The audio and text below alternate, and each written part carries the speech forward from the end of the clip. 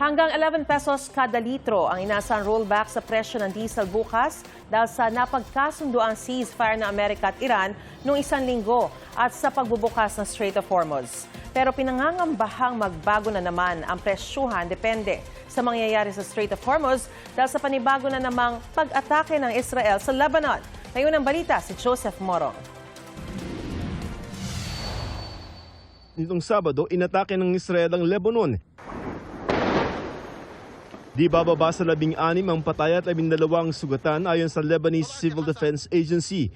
Dahil dyan, inanunsyo ng Iran na muli nilang isinara ang Strait of Hormuz. Anila hindi nasunod ang kondisyong huwag atakihin ng Lebanon na nakasaad sa kasunduan kamakailan ng Amerika at Iran para sa tigil putukan sa loob ng 60 araw.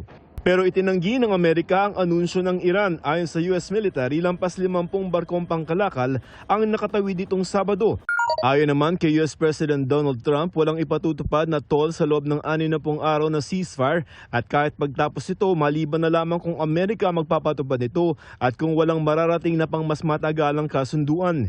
Nasa Switzerland ngayon ang delegasyon ng Iran at Amerika para pag-usapan ang pangmatagalang kasunduan para tuluyan ng wakasan ang gera sa Middle East. Binabantayan ng pamahalaan ang sitwasyon ng mga Pilipino sa Middle East, lalo na mga marino sa Strait of Hormuz. We have 2.5 million Filipinos in the GCC alone and so many hundreds of thousands of seafarers.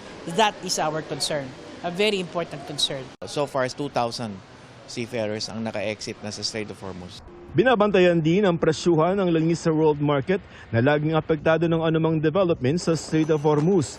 Nakaambang malakihang rollback sa petrolyo, bunsod na naunang ceasefire agreement ng US at Iran at pagbubukas ng Strait of Hormuz noong nakaraang linggo.